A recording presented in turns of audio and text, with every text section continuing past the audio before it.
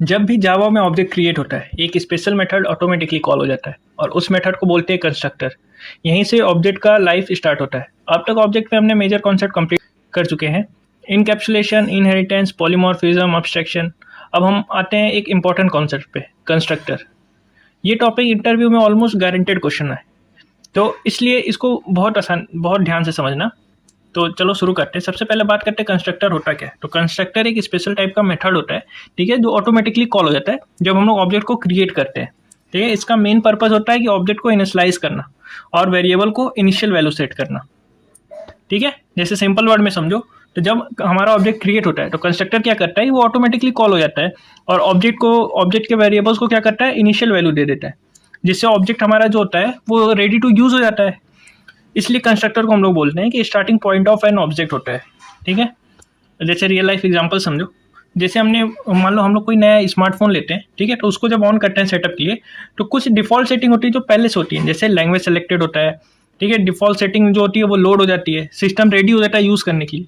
तो ये जो हमारा इनिशियल सेटअप है ये सिमिलर होता है किसके, कंस्ट्रक्टर के। ठीक है, प्रोग्रामिंग में जैसे कंस्ट्रक्टर वर्क करता है, जैसे कि ये वर्क किया, कुछ डिफॉल्ट सेटिंग पहले से सेट होती है, वैसे कंस्ट्रक्टर यूज होता है। ठीक है, प्रोग्रामिंग में की फीचर्स देखो, कंस्ट्रक्टर के की फीचर्स देखने हैं तो देखो इंपॉर्टेंट प्रॉपर्टीज क्या क्या है कि कंस्ट्रक्टर का जो नाम होता है वो हमेशा किससे सेम होगा, क्लास नेम से। ठीक है, जो हमारा क्लास का नेम होगा वही सेम नाम होगा हमारा कंस्ट्रक्टर का, और ये ऑटोमेटिकली कॉल हो जाता है, ये पता ही है। It does not have return type, इसके पास कोई भी रिटर्न टाइप नहीं होता है। ठीक है, और इसका यूज होता है हमारा किस लिए, इनिशियलाइज करने के लिए ऑब्जेक्ट्स को। अब जैसे कोड एग्जांपल देखो, तो हमने क्या किया, एक क्लास बनाया, स्टूडेंट क्लास बनाया। अब हमें क्या बनाना, उसका कंस्ट्रक्टर बनाना। तो हमने क्या देखा था कि जो हमारा कंस्ट्रक्टर होगा वो किसके नाम से होगा, स्टूडेंट, जो क्लास नेम है उसी नाम से। तो स्टूडेंट नाम से हमने क्या बनाया, ये कंस्ट्रक्टर बना दिया। ठीक है, ठीक है, हमारा कंस्ट्रक्टर बन गया ये। अब देखो बात करते हैं टाइप्स ऑफ कंस्ट्रक्टर की। तो देखो हमारे पास दो तरीके के कंस्ट्रक्टर होते हैं, एक डिफॉल्ट कंस्ट्रक्टर, दूसरा हमारे पास होता है पैरामीटराइज कंस्ट्रक्टर। ठीक है, जावा में दो ही तरीके के कंस्ट्रक्टर होते हैं, डिफॉल्ट कंस्ट्रक्टर और पैरामीटराइज कंस्ट्रक्टर। अब एक एक करके देखते हैं। सबसे पहले बात करते हैं डिफॉल्ट कंस्ट्रक्टर की। तो डिफॉल्ट कंस्ट्रक्टर वो कंस्ट्रक्टर होता है, ठीक है, जिसके पास कोई भी पैरामीटर नहीं होते और ये इनिशियलाइज हो जाता है डिफॉल्ट वैल्यू के साथ। जैसे हमने क्या किया, ये हमारे पास स्टूडेंट क्लास है, तो हमने क्या किया, एक कंस्ट्रक्टर बनाया सेम नाम से, क्लास नेम से। अब जब सेम नाम से हमने क्लास बना दिया, मतलब कंस्ट्रक्टर बना दिया, ठीक है, तो हमारा कैसा होता है, सेम क्लास नेम का ही होता है। अब देखो जैसे हमें मेन मेथड से कॉल करना है तो हमने क्या किया, ऑब्जेक्ट बनाया उसका, तो डिफॉल्ट कंस्ट्रक्टर है तो वो बाय डिफॉल्ट कॉल हो जाएगा। हमारा आउटपुट क्या आ जाएगा, डिफॉल्ट कंस्ट्रक्टर इज कॉल्ड। मतलब हुआ क्या, हमारा हमने जैसे ही ऑब्जेक्ट क्रिएट किया हमारा कंस्ट्रक्टर जो था वो ऑटोमेटिकली कॉल हो गया। ठीक है, अब दूसरी बात करते हैं पैरामीटराइज कंस्ट्रक्टर की। तो पैरामीटराइज कंस्ट्रक्टर क्या होता है कि पैरामीटराइज कंस्ट्रक्टर वो कंस्ट्रक्टर होता है जो आर्गुमेंट एक्सेप्ट करता है, यानी पैरामीटर्स लेता है, इनिशियलाइज करता है ऑब्जेक्ट को किसके बेसिस, किस पे, स्पेसिफिक वैल्यूज पे।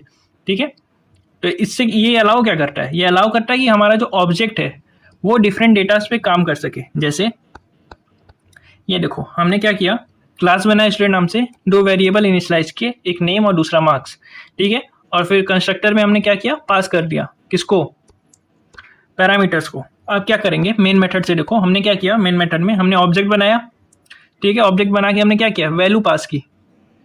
तो अब मैं जैसे ही कॉल करूंगा S1 S2 को तो हमारा आउटपुट आ जाएगा। ठीक है, तो यहाँ पे क्या हो रहा है, पैरामीटर हम लोग पास कर रहे हैं कंस्ट्रक्टर में।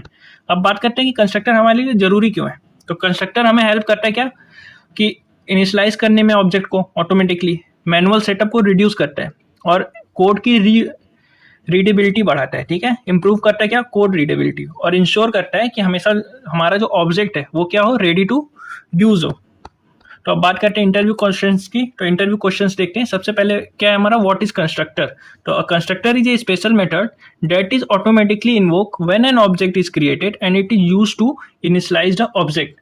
अब इसी का फॉलोअप क्वेश्चन क्या हो जाएगा कि difference between default and parameterise constructor. तो आंसर कैसे दोगे, A default constructor does not take parameters and initialize object with default values, while a parameterized constructor accept arguments to initialize object with specific values. ठीक है, तो I hope आपको video समझ में आई होगी। वीडियो अच्छी लगी होगी तो वीडियो को लाइक करना, दोस्तों में शेयर करना और कमेंट करके बताना कैसी लगी है। और हाँ, चैनल सब्सक्राइब जरूर कर लेना। नेक्स्ट वीडियो में हम लोग देखेंगे कंस्ट्रक्टर ओवरलोडिंग। ठीक है, तो मिलते हैं आपको अगली वीडियो में, तब तक के लिए बाय बाय।